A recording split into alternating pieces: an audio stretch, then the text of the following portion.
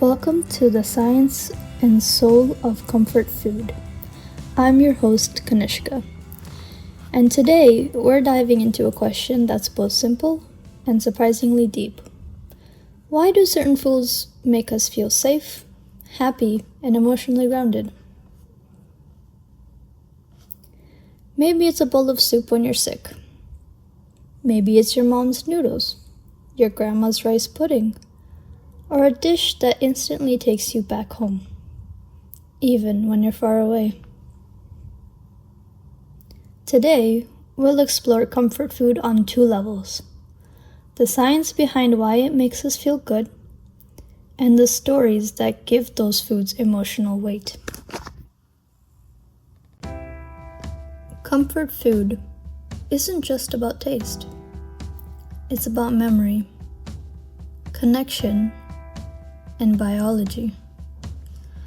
According to the Association of Nutrition and Food Service Professionals, comfort foods trigger the release of dopamine and activate emotional reward centers. Researchers such as Julie L. Loker describe comfort foods as coping mechanisms that connect individuals emotionally to people or moments that feel secure. For me, it was always simple. Soups when I was sick, holiday dishes made by family. Comfort food blends emotion and biology in ways that are hard to separate. Now let me ask you all, those who are listening, how would you describe comfort food? What does it mean to you? What do you imagine when you hear the words comfort food? Now let's dive into some interviews. I spoke with a few people about their favorite comfort foods, and here is what they shared. Now, our first guest told me about their grandmother's chicken soup. Although not special because the recipe is quite simple, but because it was made every time when they were sick and made with love, it meant something to them. They said it wasn't just soup. It felt like she was taking care of me, even when she couldn't be there. Now, hearing this made me reflect on all the times that my mom would cook me special meals when I was sick. And thinking about it now, since I do now live alone over here in NJIT, times when I'm sick, I do definitely reflect back, and I definitely do miss those times of someone taking care of me. And listening to them talk, it definitely brought back some memories for me. Now let's move on to our second interview. Another person I spoke to, they told me about this family biryani. All the smells and spices reminded them of their family gatherings. They say, and I quote, "It makes me feel connected to my culture, like a piece of home I can carry anywhere." Now, hearing this, as I do come from an Indian background, smelling certain dishes, although not for me, biryani wouldn't be one because I come from the north and biryani is a specialty of the south. But however, I do definitely relate. Smelling certain dishes from our culture definitely does bring back this sense of home a sense of family, because, as mentioned before, I do live out here in Newark.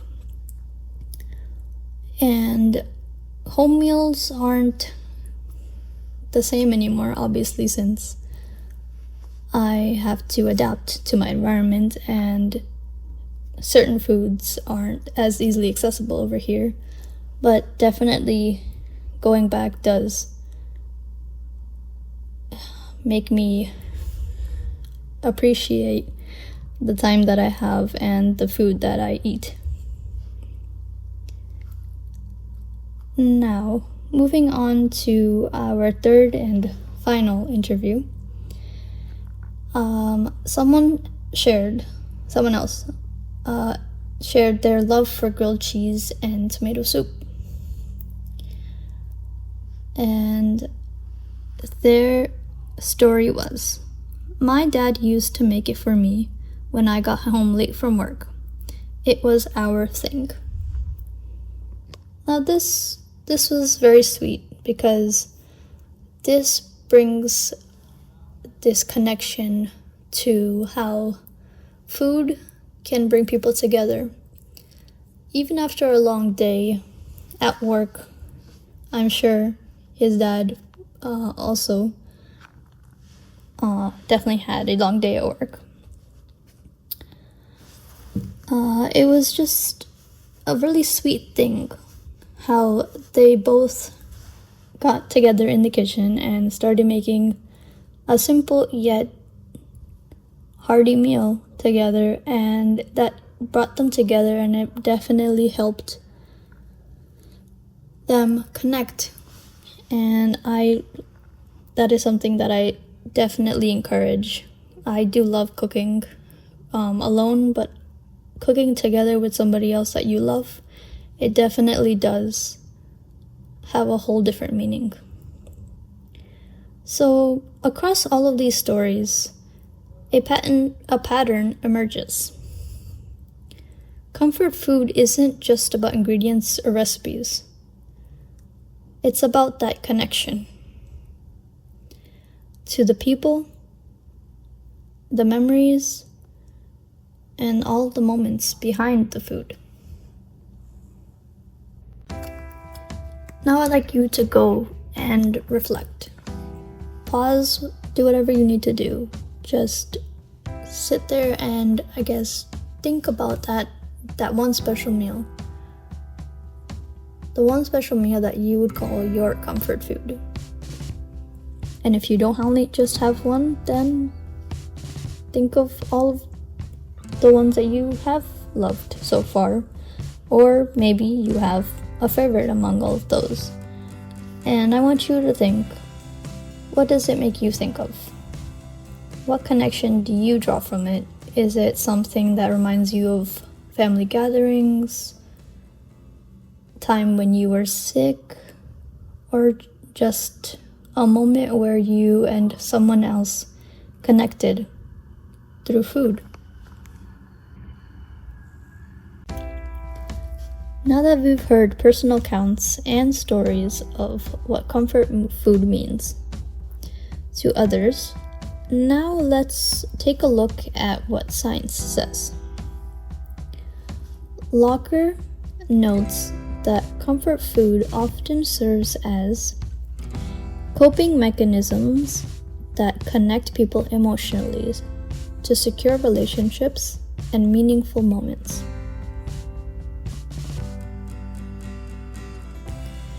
When we smell or taste comfort food, the hippocampus, or the memory center, activates, and dopamine is released, the brain's feel-good chemical. That's why familiar meals during stress feel calming, grounding, almost like a reset button for your nervous system.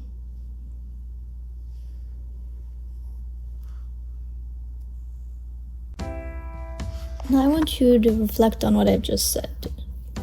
Do you feel these such things that when you have just a whiff or even just a taste of your favorite comfort food, do you feel a sudden lift in your spirits, a certain calmness within your body?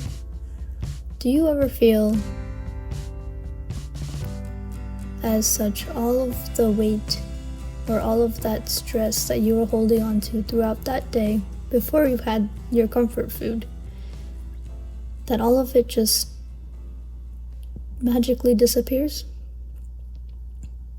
Because if I'm being honest, I do feel that way.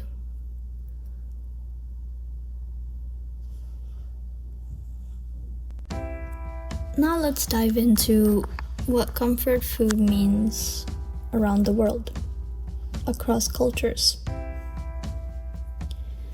Comfort food looks different everywhere. Let's take a look at Japan.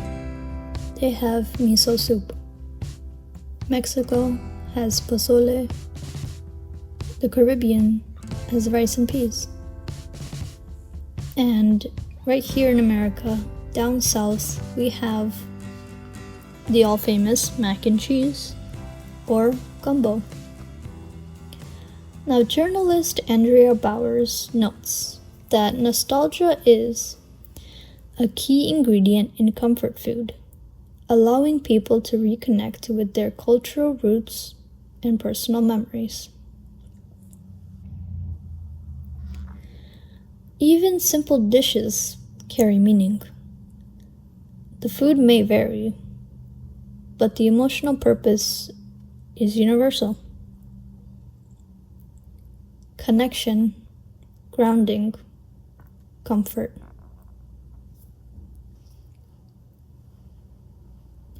Now I want you to think back, because as we all are from somewhere, America as we know it is a melting pot. So I want you to think back to your culture, where you come from. What would you consider, or what would you say would be your comfort food from where you are from?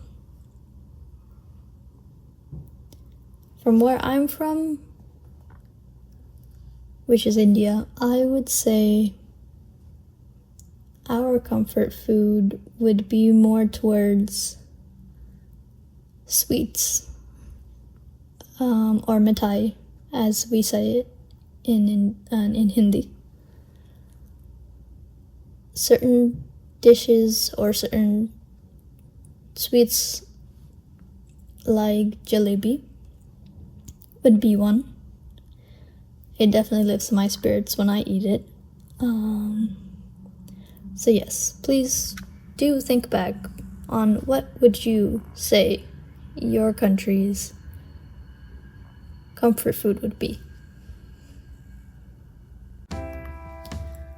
Comfort food isn't trivial. It's emotional. Language, biology, and culture intertwined. It's memory, love, and home, all in one bite. So the next time you reach for your favorite comfort food, notice what memories or people it brings back. That's the real comfort,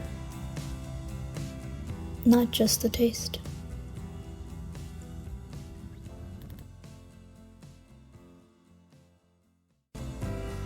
Thank you all for joining me on The Science and Soul of Comfort Food. Until next time, take care of yourself and maybe treat yourself to your favorite comfort food.